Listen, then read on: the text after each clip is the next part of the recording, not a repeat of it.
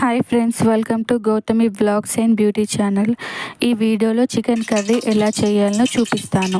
కర్రీకి కావలసిన items: cut చేసుకున్న ఆనియన్స్, టమాటా, మిర్చి, అల్లం వెల్లుల్లి పేస్ట్.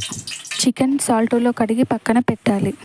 స్టవ్ ఆన్ చేసి కడాయి పెట్టి కడాయి వేడయ్యాక 2 స్పూన్స్ ఆయిల్ వేయాలి. వేడి అయిన ఆయిల్లో అల్లం వెల్లుల్లి ముద్ద వేసి కొంచెం ఫ్రై చేయాలి. మిర్చి కూడా వేసి కొంచెం ఫ్రై చేస్తూ ఉండాలి.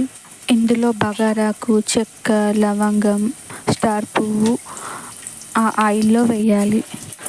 కట్ చేసిన ఆనియన్స్ కూడా వేసి ఫ్రై చేస్తూ ఉండాలి పచ్చి వాసన పోయేదాకా.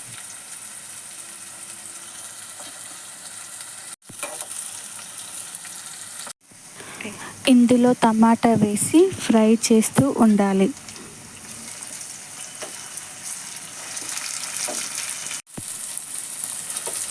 ఆయిల్లో అన్నీ మగ్గాక మనం చికెన్ వేసి కలపాలి.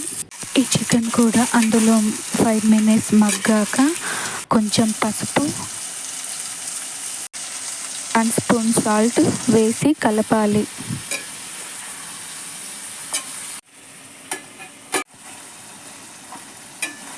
ఒక 5 minutes మూత పెట్టి పక్కన పెట్టాక మూత తీసి 1 స్పూన్ కారం వేసి ముక్కకు పట్టేలా కలపాలి. అందులో కుడుక పొడి, గరం మసాలా వేసి కలిపి ఒక 5 minutes లో ఫ్లేమ్ మీద ఉంచాలి.